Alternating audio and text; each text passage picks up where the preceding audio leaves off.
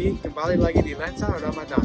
Kali ini saya Vito mengajak sahabat RTV melihat masjid yang dibangun oleh masyarakat Indonesia di Houston, Amerika Serikat.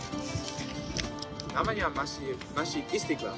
Tapi sebelumnya ikut jalan-jalan di Houston dulu yuk.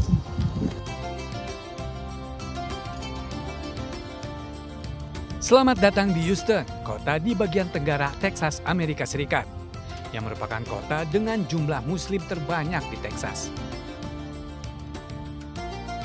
Dengan sekitar 57.000 Muslim yang bermukim di kota ini, ada beberapa restoran yang menjajakan makanan halal di Houston. Salah satunya yang saya datangi ini, Resto Bismillah. Menu yang ditawarkan di sini memang tak hanya makanan Timur Tengah, melainkan juga menu Western. Meski demikian, semuanya terbuat dari bahan-bahan halal. Nah, setelah kita lihat salah satu resto halal di kota ini, saya mau mengajak kamu ikut saya berbuka puasa di masjidnya orang Indonesia di Houston. Ini dia Masjid Istiqlal, yang merupakan masjid milik komunitas Muslim Indonesia sejak 2015.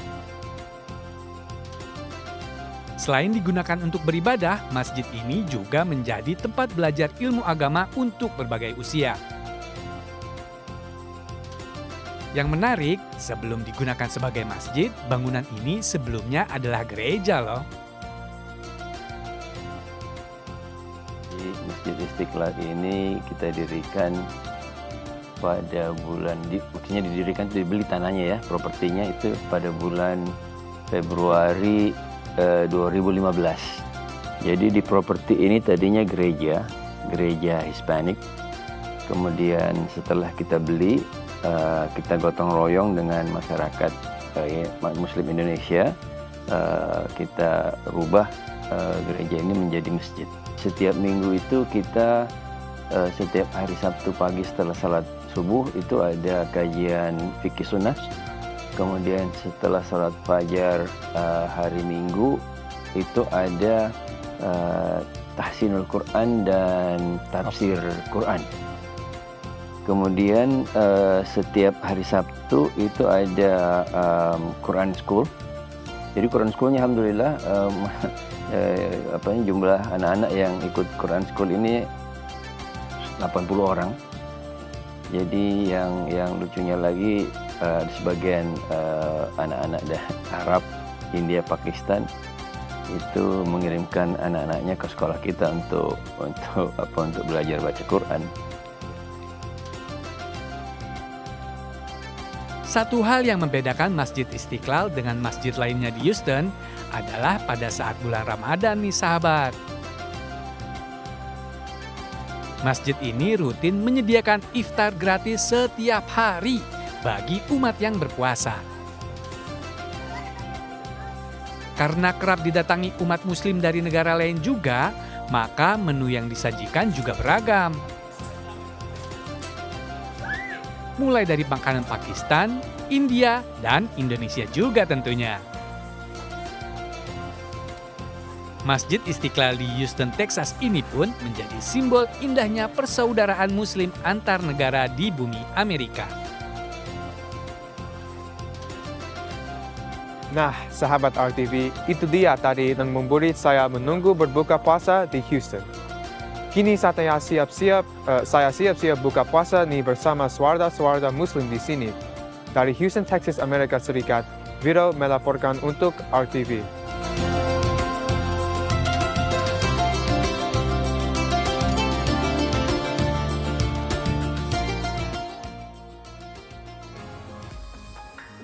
Ya, selamat pagi Retno. Selamat pagi juga Doni. Dan selamat pagi sahabat RTV. Informasi di Lensa Ramadan tadi nih mengenai ngabuburit di Houston, Amerika Serikat. Betul. Ini mengawali jumpa kita di Lensa Indonesia pagi hari ini. Dan tentunya selain informasi tadi kami juga masih memiliki sejumlah informasi menarik lainnya. Terutama nih mulai hari ini ada informasi terkait mudik Retno. Benar, karena ini sudah 1 minggu ya kurang lebih menjelang Hari Raya Idul Fitri. Dan bagi kamu juga tetap hati-hati yang mau mudik. Tetap menjaga kondisi ya pastinya dan juga kendaraan Anda. Langsung saja kita jelang Lensa Indonesia pagi selengkapnya bersama saya Retno Ayu. Dan saya Doni Herpatra.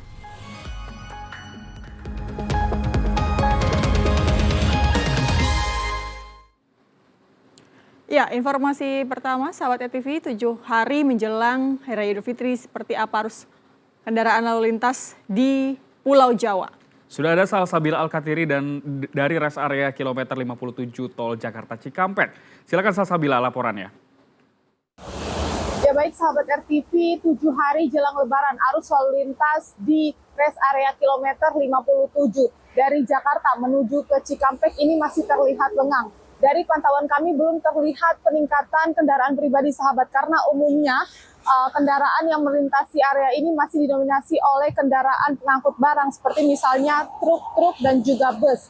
Memang hari ini masih merupakan hari aktif bekerja karena mengingat cuti bersama baru akan dimulai pada 2 hari ke depan. Adapun sahabat RTV, rest area kilometer 57 ini terletak di tengah-tengah jalan layang MBZ dan nanti titik terakhirnya ini akan berada di Tol Cipularang atau Cipali. Letaknya ini berada di simpul kemacetan apabila nanti puncak arus mudik sahabat. Karena aksesnya yang akan menghubungkan dari wilayah Jawa Barat, seperti misalnya pemudik yang akan menuju ke Cirebon, Kuningan, lalu pemudik yang akan menuju ke Jawa Tengah seperti misalnya Brebes, Tegal, dan juga Semarang hingga ke Jawa Timur. Umumnya sahabat RTV, pemudik baru akan berangkat diperkirakan pada puncak arus mudik pada 5 April mendatang. Sehingga bagi pemudik yang akan melakukan perjalanan mudik dan bisa memulai untuk kegiatan mudik sebelum puncak arus mudik ini diimbau bisa melakukan perjalanan guna menghindari kepadatan arus lalu lintas. Dari Cikampek, Jawa Barat, Salsabila Al-Katiri dan Budi Utomo, RTV.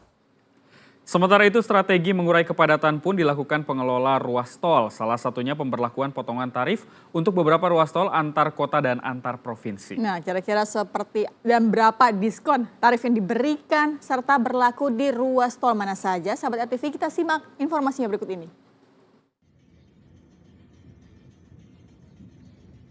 Dirjen Perhubungan Darat Kementerian Perhubungan memprediksi ada lebih dari 193 juta orang yang akan melakukan perjalanan mudik pada libur Lebaran tahun ini.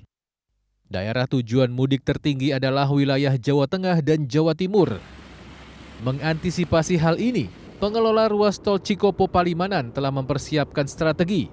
Pasalnya pemudik jalur darat melalui Trans Jawa diperkirakan mencapai 2,1 juta kendaraan pada H-10 hingga H+10 Lebaran. Salah satu strateginya yakni memberlakukan diskon atau potongan tarif tol di semua gerbang mulai dari Cikatama, Karawang, hingga Kalikangkung, Semarang. Diskon tarif akan diberlakukan 2 kali 24 jam pada arus mudik dan arus balik dengan rincian waktu berikut ini. Yakni pukul 5 pagi sampai pukul 5 pagi lagi pada tanggal 3 April hingga 5 April dan tanggal 17 April sampai 19 April. Adapun diskon tarif tol yang diberlakukan nanti adalah sebesar 20%.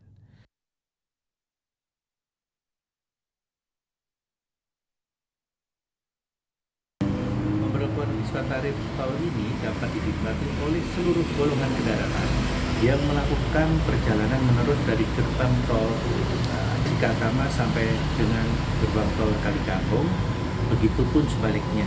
Pastikan saldo uang elektronik Anda cukup untuk dapat menikmati diskon tarif tol di ruas tol Cipali. Selain ruas tol Cipali, pemberlakuan potongan tarif rencananya juga akan diterapkan di 2 ruas tol lainnya, yakni ruas tol Tangerang menuju Pelabuhan Merak serta ruas tol Jombang Mojokerto. Dari Subang, Jawa Barat, Asep Saiful Falah, RTV. Demi kelancaran dan keselamatan para pemudik, petugas gabungan menggelar pemeriksaan angkutan lebaran di Klaten, Jawa Tengah. Hasilnya petugas menemukan sejumlah bus menggunakan ban yang sudah tipis dan ban vulkanisir.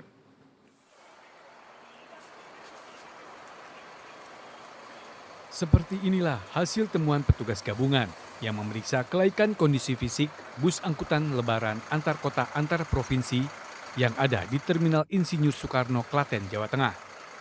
Aneka temuan dalam pemeriksaan angkutan lebaran seperti ban yang sudah tipis, penggunaan ban vulkanisir, keberadaan apar, hingga kotak P3K yang tidak lengkap membuat petugas dari Polres, Dinas Perhubungan, dan Dinas Kesehatan Klaten memberikan catatan. Bus dengan ban yang sudah tipis direkomendasikan untuk mengganti ban di pool masing-masing sebelum dioperasionalkan kembali. Ban itu kan utama ya, kalau yang sudah tipis ya rekomendasinya adalah untuk digantikan, diganti ya. Jadi bisa nanti di pool masing-masing untuk bisa mengganti bannya. Tapi rata-rata tadi masih aman lah, maksudnya tidak terlalu tipis banget ya. Selain pemeriksaan kelaikan kendaraan, jelang arus mudik kali ini petugas juga melaksanakan tes urin terhadap 75 awak bus berbagai trayek yang ada di terminal ini. Hasil tes menunjukkan tidak ada awak bus yang mengkonsumsi alkohol maupun obat terlarang. Dari Klaten, Jawa Tengah, Singgi Aji, RTV.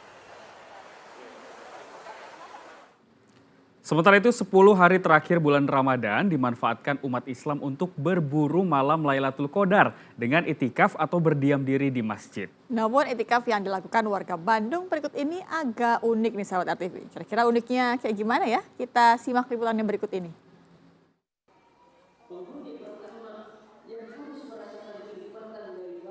Wah, banyak tenda gini. Lagi camping apa? Tapi kok kayaknya bukan di hutan atau pegunungan ya? Loh, ternyata di pelataran masjid, sahabat. Oh, mereka sedang itikaf ternyata.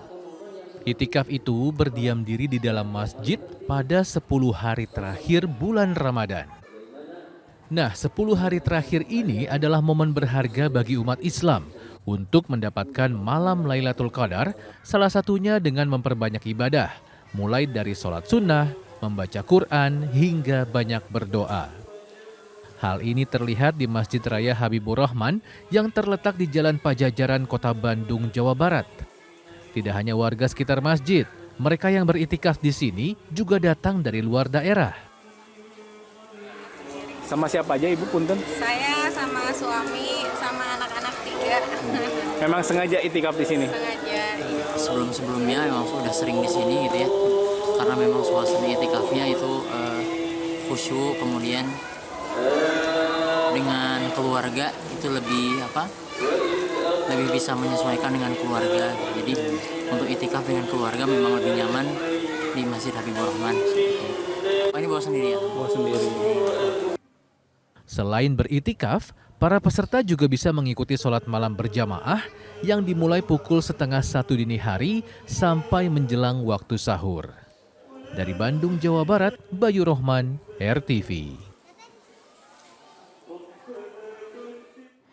Wah, ini lebaran sebentar lagi nih, Doni dan juga sahabat RTV. Udah beli baju lebaran belum, Doni? Udah beli? Udah dong, udah lengkap nih. Buat sendiri, buat keluarga udah aman Luar semua. biasa. Tapi kalau misalkan mau nambah, ini ada di Pasar Murah Pendopo Banjarnegara, Jawa Tengah yang ternyata menjual pakaian lebaran mulai dari 2.000 aja. Doni tertarik? 2.000 aja? Waduh, murah banget ya. Baju-baju super murah ini merupakan sumbangan dari para ASN di sana nih, agar masyarakat kurang mampu tetap bisa membeli pakaian saat menjelang lebaran.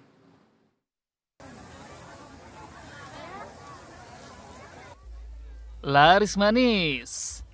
Penjual baju ini sampai kewalahan melayani kerumunan pembeli. Gimana enggak coba? Satu potong bajunya dijual cuma seharga 2.000 sampai 12.000 aja. Iya sahabat, nggak salah dengar kok. Sejumlah busana muslim di Pasar Pendopo Banjarnegara, Jawa Tengah ini memang dibanderol super murah.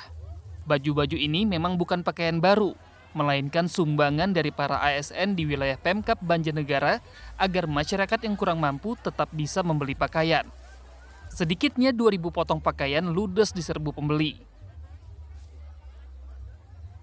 Ini kan baju murah ini sumbernya kan dari dinas-dinas. Ini baju bagus pakai karena banyak sekali yang masih bagus dan layak untuk digunakan. Nah, dari hasil ini nanti disumbangkan ke panti asuhan, ke pondok pesantren yang membutuhkan atau ke sarang duafa. Dengan adanya pasar murah ini, masyarakat merasa sangat terbantu. Selain harganya sangat terjangkau, kondisi pakaian juga sangat layak digunakan. Banyak. Ini harga mulai dari berapa berapa? 2.000, 3.000 sampai 10.000. Mbak, ini nanti mau dipakai buat hari raya, Mbak? Hah? Buat lebaran memang? Buat lebaran, buat dibagi-bagi juga di rumah. Mengenakan baju baru saat lebaran memang bagikan tradisi bagi masyarakat Indonesia. Maka tak heran, masyarakat begitu antusias membeli pakaian murah ini. Meski pengunjung pasar membludak, proses jual beli tetap berlangsung tertib. Dari Banjarnegara, Jawa Tengah, Hendra Septa, RTV. Kita beralih ke informasi sidang sengketa Pilpres di Mahkamah Konstitusi. Ahli filsafat dan etika Frans von Magnis dihadirkan dalam sidang perselisihan hasil pemilu 2024 sebagai saksi ahli yang diajukan pemohon Ganjar Mahfud. Pernyataan Romo Magnis tentang pelanggaran etik yang dilakukan Presiden dalam membagikan bansos dipertanyakan kuasa hukum termohon Hotman Paris.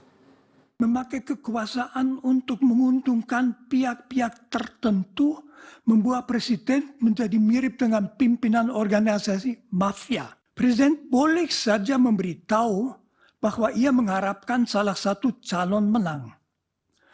Tetapi begitu ia memakai kedudukannya, kekuasaannya untuk memberi petunjuk pada ASN, polisi militer, dan lain-lain untuk mendukung salah satu paslon, serta memakai kas negara untuk membiayai perjalanan-perjalanan dalam rangka memberi dukungan kepada paslon itu, ia secara berat melanggar tuntutan etika. Kalau presiden berdasarkan kekuasaannya begitu saja mengambil bansos untuk dibagi-bagi dalam rangka kampanye paslon yang mau dimenangkannya, maka itu mirip dengan seorang karyawan yang diam-diam mengambil uang tunai dari kas toko. Jadi itu pencurian. Presiden hanya simbolik di awal membagikan bansos sesuai dengan data yang sudah ada di kementerian masing-masing. Selanjutnya dilanjutkan oleh kementeriannya. Jadi presiden tidak pernah membagikan bansos di luar data yang sudah ada. DTKS dan P3KS sesuai dengan data kementerian. Dari mana Pak Romo tahu bahwa presiden itu seolah mencuri dari uang bansos lain untuk dibagi-bagikan? Padahal Pak Romo tidak tahu praktek pembagian data itu sudah ada datanya lengkapnya. Saya tidak mengatakan apapun tentang yang dilakukan Presiden Jokowi. Saya melakukan kalau seorang presiden yang sebetulnya tidak mengurus langsung kementerian, mengambil bansos yang sudah disediakan di situ untuk kepentingan politiknya, maka itu pencurian. Apakah itu terjadi di Indonesia? Bukan urusan saya bukan ahli mengenai hal-hal itu. Saya hanya melihat kasus secara teoritis.